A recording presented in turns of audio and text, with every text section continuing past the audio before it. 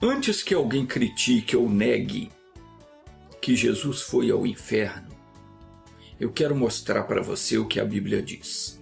Em Efésios capítulo 4, versículos 8 e 9.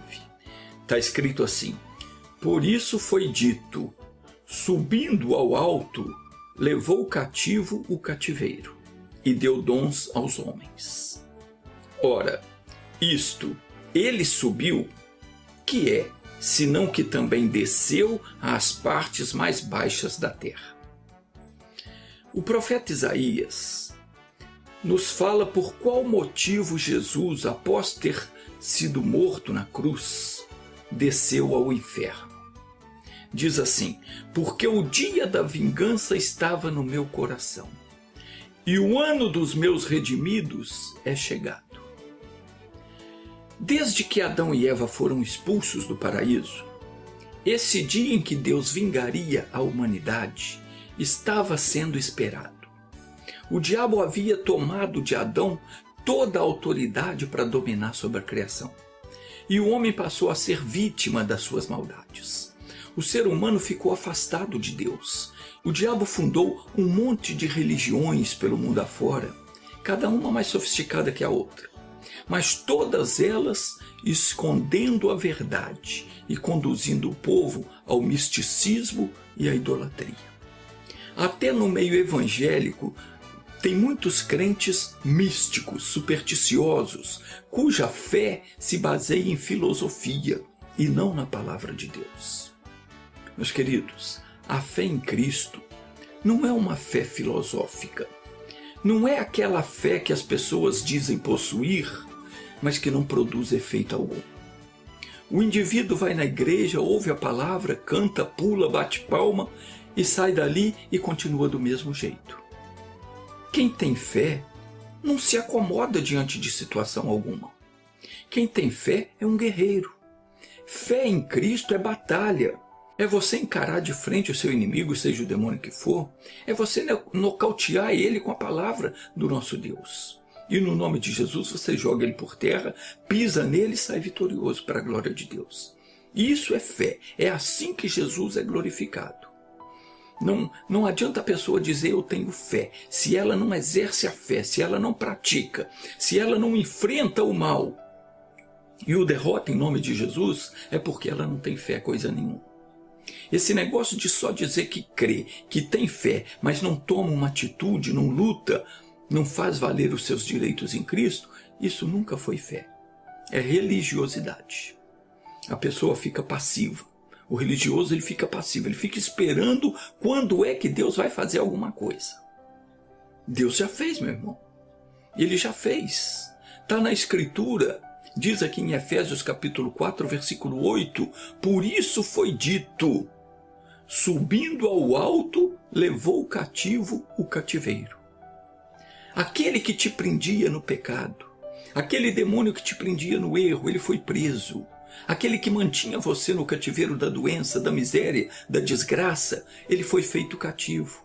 Diz a Escritura Sagrada, subindo ao alto, isso é, ao ressuscitar, Jesus deu dons aos homens. Ora, isso ele subiu, o que é senão que também ele desceu às partes mais baixas da terra. Antes de subir, ele precisou descer. Ele precisou ir lá no inferno, derrotar o demônio. Se está escrito que ele subiu, é porque ele havia descido. E ele desceu no inferno para quê? Com qual objetivo? Executar a justiça de Deus. Preste atenção, no livro do profeta Isaías, no capítulo 53, versículo 6, diz que Deus, o Pai, pegou os pecados de toda a humanidade e colocou sobre Jesus. No versículo 10 diz que foi do agrado do Pai moê-lo. Está escrito assim, todavia ao Senhor agradou moê-lo, fazendo-o enfermar. No versículo 4, o profeta explica que verdadeiramente ele tomou sobre si as nossas enfermidades e carregou as nossas dores. Então aqui deixa claro que Jesus ficou enfermo ficou doente das nossas doenças que foram colocadas sobre ele. No versículo 5 diz: mas ele foi ferido por causa das nossas transgressões e moído, esmagado por causa das nossas iniquidades, por causa do nosso pecado que foi colocado sobre ele. O castigo que nos traz a paz estava sobre ele. Então, meus queridos, deixa eu explicar uma coisa. O que eu vou dizer aqui vai surpreender muita gente. Tem pessoas que vão até botar a mão na boca. Mas preste atenção, porque é verdade. Tem pessoas que vão me criticar, eu sei disso. Mas é o meu entendimento com base naquilo que está escrito na Bíblia. Preste atenção. Quando foi morto na cruz, Jesus foi para o inferno. E sabe por que Jesus foi para o inferno? Porque ele estava cheio de pecado. Não que ele tivesse cometido algum pecado, não. Mas porque os pecados de todos nós haviam sido colocados sobre ele. Ele estava cheio de pecado. E por causa dos nossos pecados, ele foi abandonado pelo Pai. Tanto que naquela hora, ele clamou, está escrito em Mateus 27, 46, que cerca da hora 9, isso é por volta das 3 horas da tarde, que clamou Jesus em alta voz dizendo: Eli, Eli, yabá sabactani. Isso é: Deus meu, por que me desamparaste? Meu irmãozinho, minha irmãzinha, a palavra de Deus não é brincadeira. Quando você lê alguma coisa na Bíblia, leve a sério, porque Deus não brinca. A Bíblia diz que as nossas iniquidades fazem separação entre nós e o nosso Deus. E os nossos pecados escondem o seu rosto de nós, de modo que ele não nos ouça. Foi isso que aconteceu com Jesus naquele momento. O Pai escondeu o rosto para não ver. Deus o abandonou naquele momento por causa dos nossos pecados que recaíram sobre ele. O profeta diz ainda que foi do agrado de Deus moê-lo, fazendo-o enfermar. Coisa séria, meu irmão. Jesus morreu doente e cheio de pecados. De acordo com as Sagradas Escrituras, ele tomou para si todas as nossas enfermidades e dores, todos os pecados ele levou consigo para o inferno.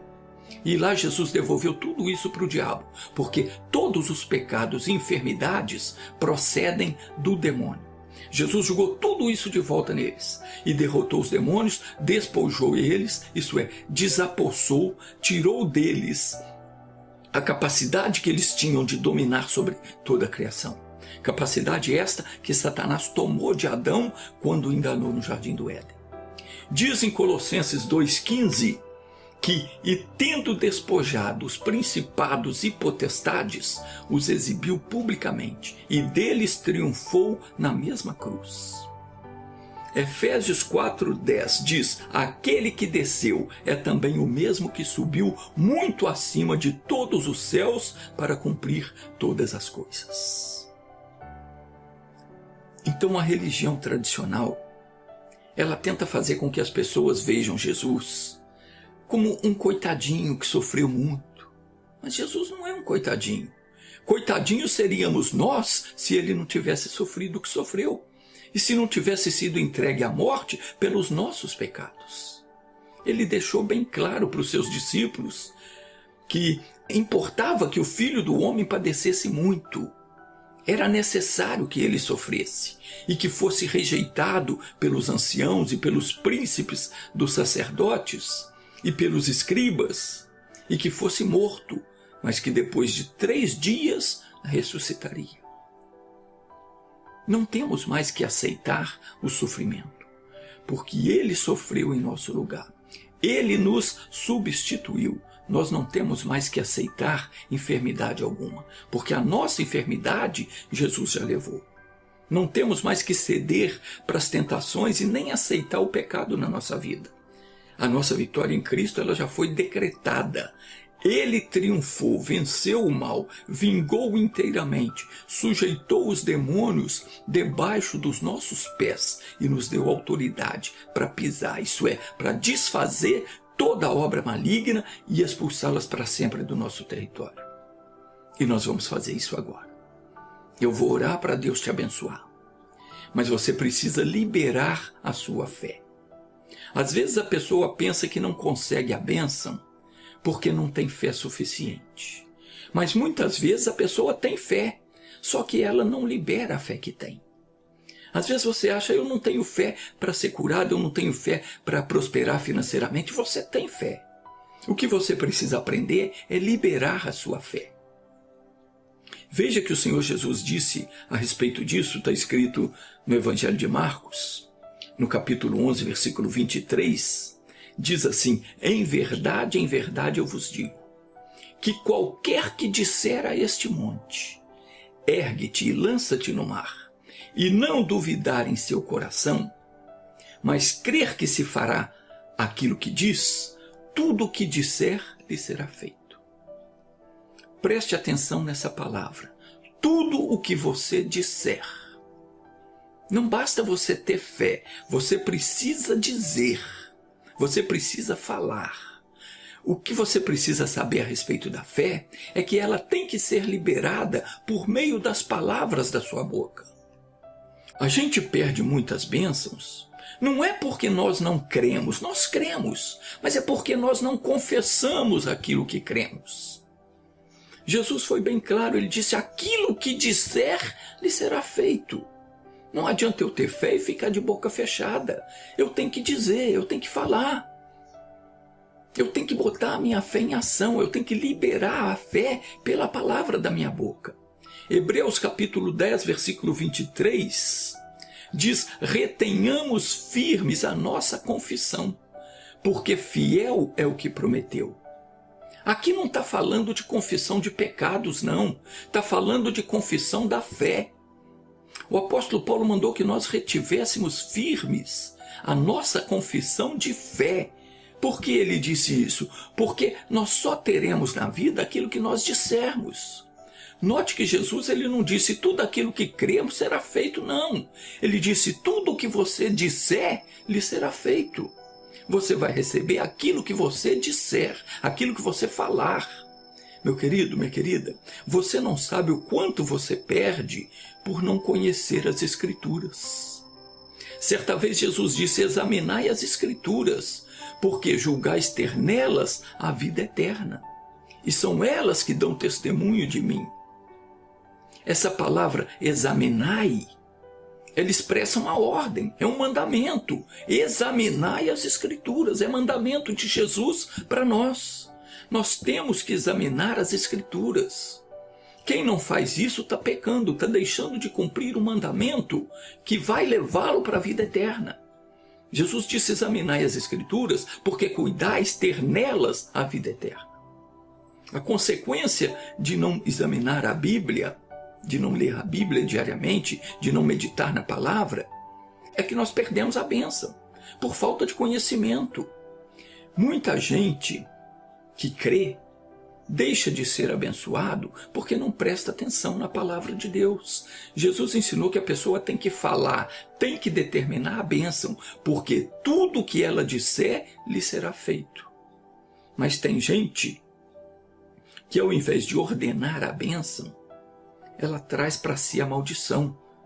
Provérbios capítulo 6, versículo 2 diz o seguinte, estás enredado com o que dizem os teus lábios.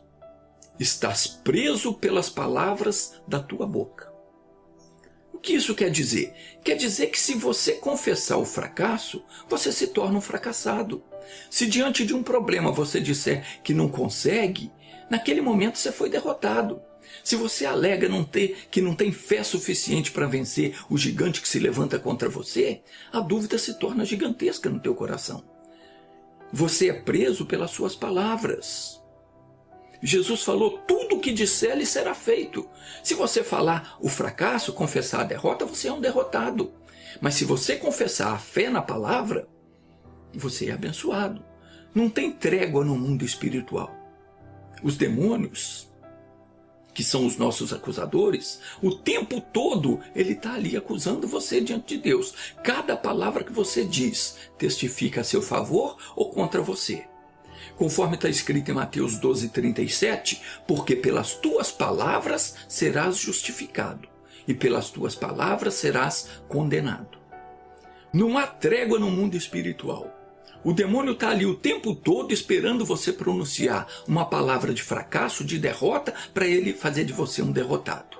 Mas quando você pronuncia uma palavra de fé, a palavra de Deus é um fogo que consome e ele é obrigado a fugir, senão ele é totalmente queimado.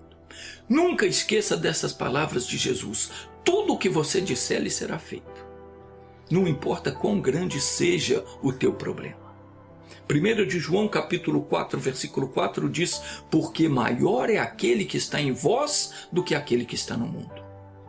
Se Deus é por nós, quem será contra nós? Quando você achar que o seu problema é muito grande e que você não pode vencê-lo, se lembre disso. Maior é o que está em você do que aquele que está no mundo.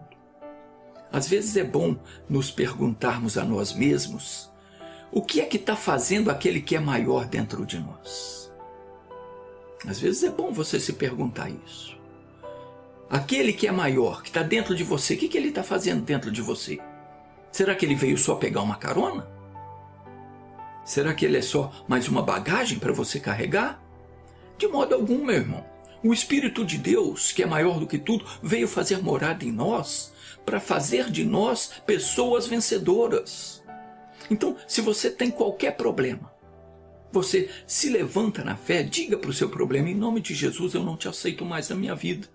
Pegue o que é teu e dê fora. Chame o teu mal pelo nome, ordene que ele saia em nome de Jesus e creia. Jesus falou bem claro: tudo o que você disser será feito. Se você disser ao monte, que representa o seu problema, se você disser para ele: saia de onde ele está e se lance no mar, e não duvidar no seu coração, mas se você crê no que você disse, tudo o que você disser será feito. São palavras de Jesus. Nunca voltará atrás. Faça e você verá que vai acontecer. Agora eu quero orar contigo. Pai, obrigado por nos vingar completamente dos nossos inimigos e nos sujeitar todos eles debaixo dos nossos pés. Em nome de Jesus, nós levantamos agora contra todo o espírito maligno que tem nos afrontado. Você, demônio, que tem feito essa pessoa sofrer. Você que tem fechado os caminhos dela. Que não deixa ela prosperar na vida. Que não deixa ela ser feliz na vida sentimental. Você que está causando prejuízo, um após o outro. Você que tem atormentado essa pessoa. Que não deixa ela ter sossego. Não deixa ela ter paz. Você que entrou nesse corpo colocando enfermidades. Em nome de Jesus eu te amarro agora. Eu piso toda a tua capacidade de oprimir, eu desfaço toda a tua obra nefasta, todo o teu caroço, teu tumor, teu câncer, tua doença autoimune. Em nome de Jesus, está desfeito agora todo o mal que você causou nessa vida. E eu te ordeno, junta tudo que é teu e dê-o fora em nome de Jesus. Em nome de Jesus, sai dessa vida, desapareça com teu mal, vá embora e não volte mais. Meu Deus, essa pessoa que está orando, ela te pertence agora. O mal não pode mais tocá-la. Não pode mais oprimir. Toma essa vida em tuas mãos. Abençoa, guarda, protege, santifique-a para que ela possa te servir e te louvar e te glorificar por toda a eternidade. Em nome de Jesus, assim seja. Amém.